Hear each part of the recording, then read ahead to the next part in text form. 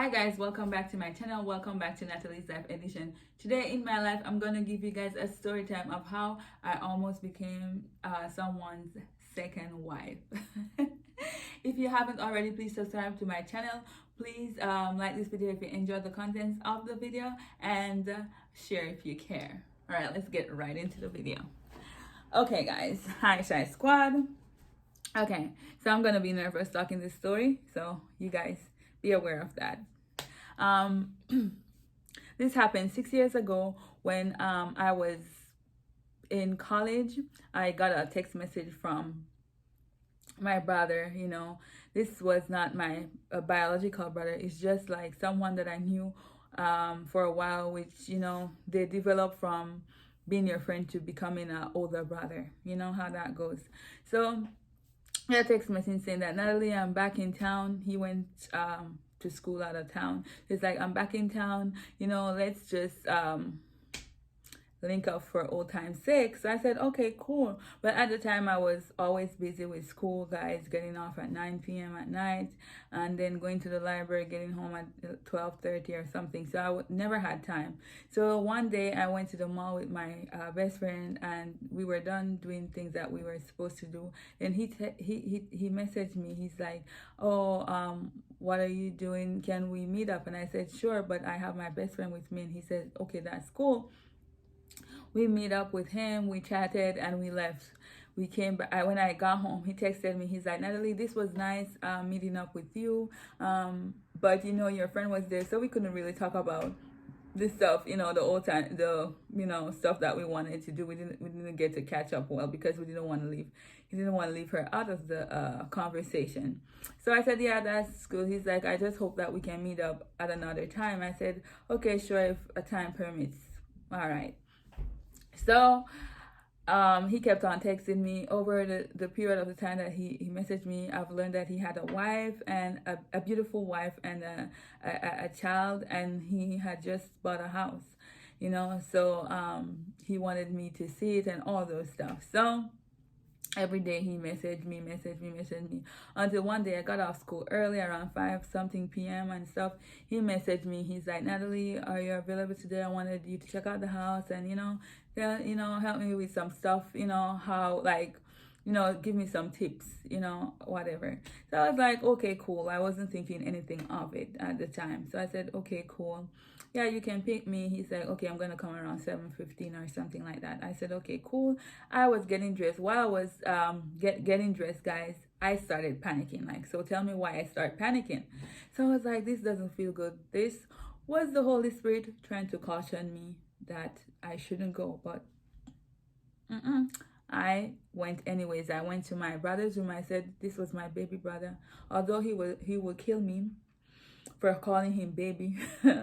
But yeah, bro, you're my baby brother. There's nothing that's gonna change about that. But anyways, I went to his room. He says, okay, if you feel this nervous, don't go. And I said, well, he's already on his way. And he's like, if you have to go, here's your scissors, take it with you. So shout out to my baby bro for always protecting his older sis. So yeah, so I took it, dropped it in my purse, and I went in the car. When I got in the car, it got worse. Like, I was just now shaking like this. So I had to sit on my hands. You know that little move? Because you're nervous, you sit on your hands. I sat on my hands, guys.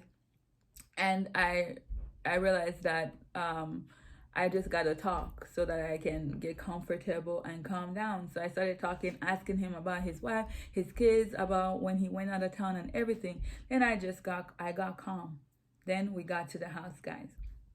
He shows me around, Natalie, this is what I want to do with this room. This is it. And this is a beautiful house that this guy, he has purchased. And it's so beautiful. And he's like, this is what I'm doing. These are the things that I've updated. You see, the kitchen is, and while I'm talking, I'm seeing all these tools, like the saw and the hammer and nails and pipes, metal pipes and plastic pipes laying around the house and everything. I was like, oh, this is cool. So he's like, okay, take me down to the coolest part of the house, which is the basement.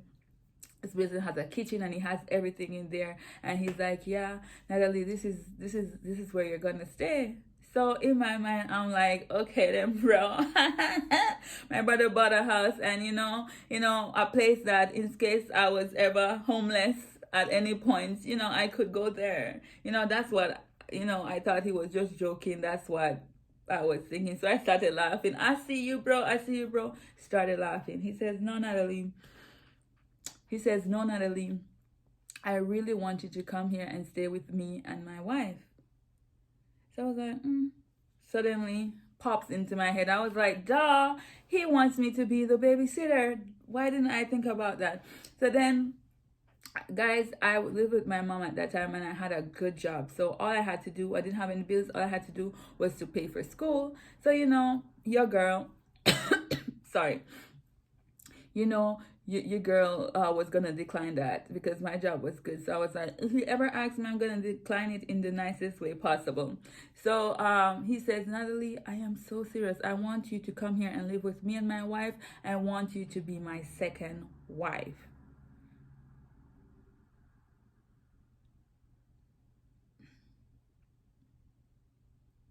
Like all these Nollywood stories were based on off a true story, guys. Like, is this real? Like, am I like, my head exploded at that time. I just didn't know what to think. I didn't know what to say. I said, do you know that this is illegal in America? That's all I could say. I shouted out, guys. And he's like, Natalie, I said, what would your mom say? And what would your wife say? He's like, I haven't spoken to her about it as yet. And I said, this cannot happen. And he said, Natalie, I've loved you for a long time, and I love you so much. And I said, if you had loved me, you would have asked for my hand in marriage, not asked me to be your second wife. This is never going to happen. This cannot happen. He gets angry, guys. Like, he gets angry. He jumps up. He starts pacing back and forth. He bangs on the wall, and he kept on saying that you're never gonna leave me. You're never gonna leave me again. I've let you out of my sight, and I'm never gonna let that ever happen again. At this point, I'm like, okay, I do not know who this is. This is no longer my brother. I need to figure out a way how to get out of here, because I'm trapped in the basement with a crazy guy. At this point, he's considered crazy, with a crazy guy who has a gun, because he told me when I went to visit him and my best friend that he had to get a gun.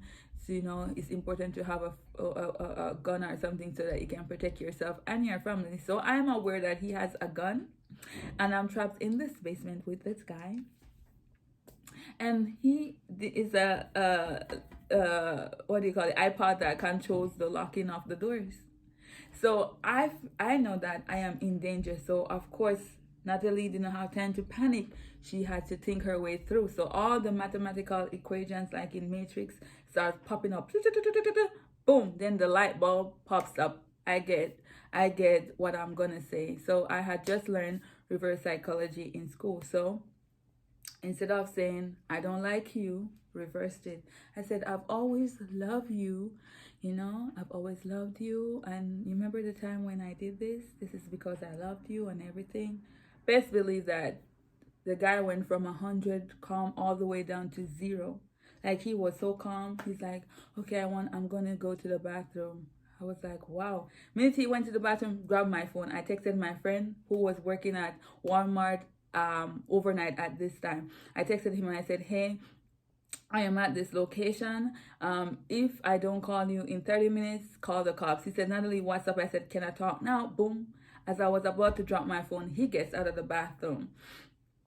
And he says, are you on the phone? I said, no, I am just checking the time. He says, oh, no need to check the time because you're staying here with me tonight.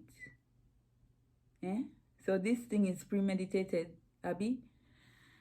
Whew. I was so shocked. I was like, now I start, my brother, I told my brothers that I was leaving, and I gave them the location to the house, and if they don't see me return at a certain time, they're gonna be worried and then start looking for me.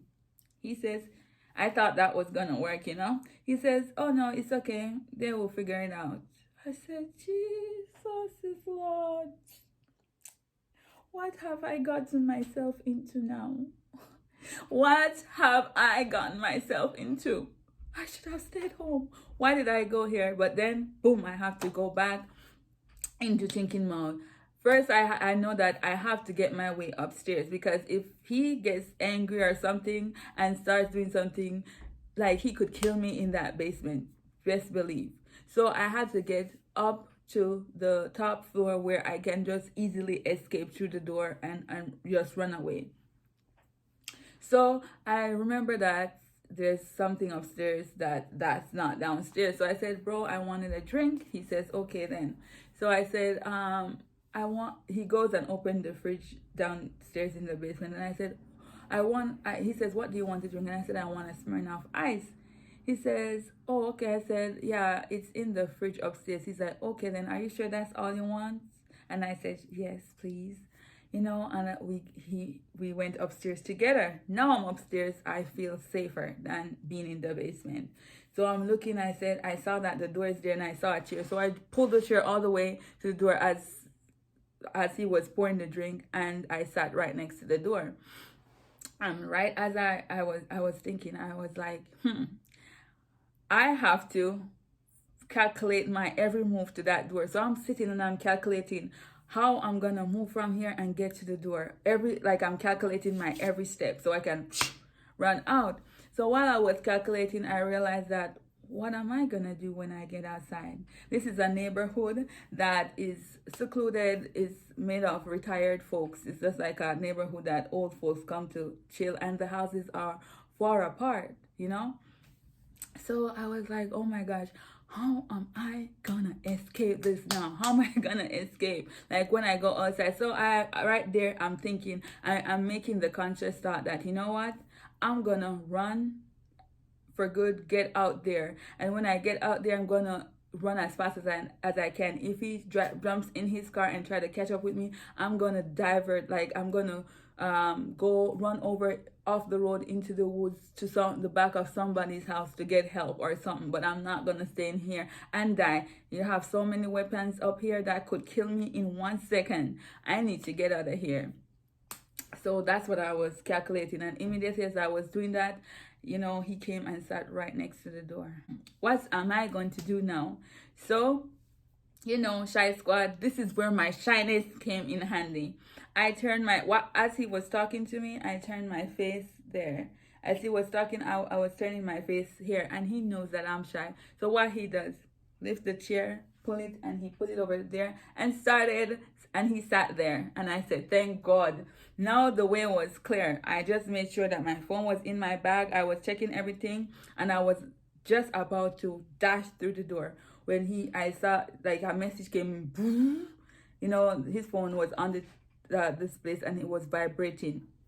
And I saw the text message come up. It was his wife telling him to come home because of something with his child. He says, oh, Natalie, I got to take you home now. Let's go. He opens the door. I'm out first because, your girl's trying to escape. I'm out. While he's closing the door, I text my friend. I said, I'm out of the house now. He's going to take me home. This is the license plate number. If I do not call you in 20 minutes, send the cops. I'm on the move.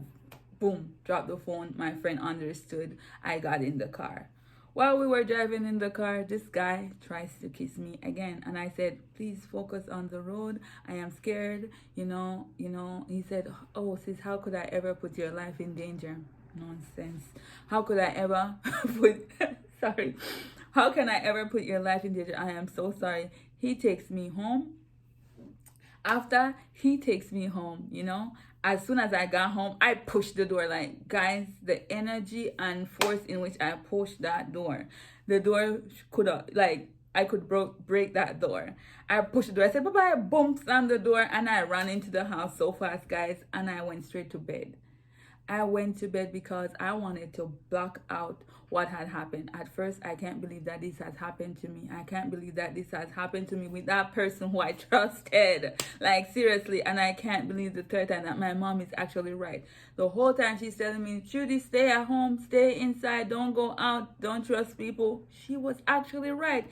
And as adolescents, We don't want to believe that our parents are right. No. Ever since you become a teenager, you know everything. You feel like you know everything, and your parents, what they have been telling you all their life is just like a whole bunch of, lame stories. So I can't believe that my mom is correct. Like, my mom is right. Like, there are crazy people in this world that's going to harm me, and that's what she was protecting me from. So I woke up, and then I checked my phone. I realized that it's not a dream. I said, oh my gosh, what am I gonna do? So I go to school as usual. When I got home, my brother told me that he came to the house twice, left notes on the door. Luckily, my mom did not see these notes. So I had to call up my friend. I called up one of my friends, and I told him what had happened. He says, Natalie, let me take care of it. But when someone says they're gonna take care of it, it's not a good idea, because it's against some rules and regulations of this land. So I said, no, don't do that. Like, just try to scare him a little or something.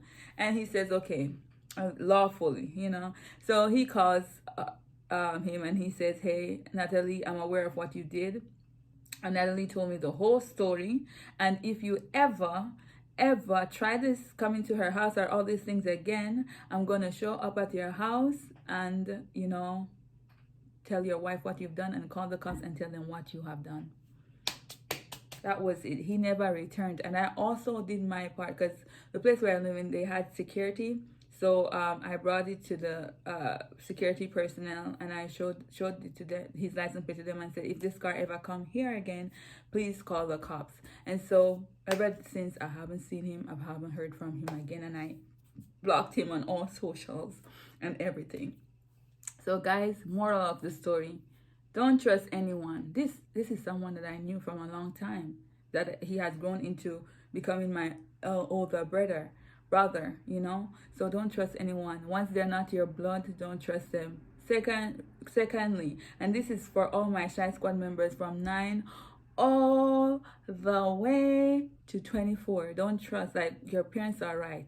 Second thing, your parents are right. They're always right. They're always trying to protect you. They're not saying lame stories. I know you might gone out once or twice, or you just keep on going out, but one day something like this could happen to you. So that's the reason why they tell you to stay home. So they're right. They're trying to protect you. Never trust anyone. Always make sure that you tell someone when you're leaving. Let someone know your location at all times, guys. Yeah. So yeah, do that. Like, I don't want you guys to get in danger. I don't want you guys to ever go through what I went through, because like, I was paranoid for a couple of weeks, guys. Like, it was so bad. But that's where, if you guys want to know the aftermath of the story, like, share, comment, let me know your opinion. Let me know that if you guys have been in a similar situation, let me know what you would have done, or just say, cheer up, Natalie. It's okay, because it still bothers me until this day. But Shysquad, thank you guys for listening. I'll see you in my next video. Love you all. Mwah. Bye.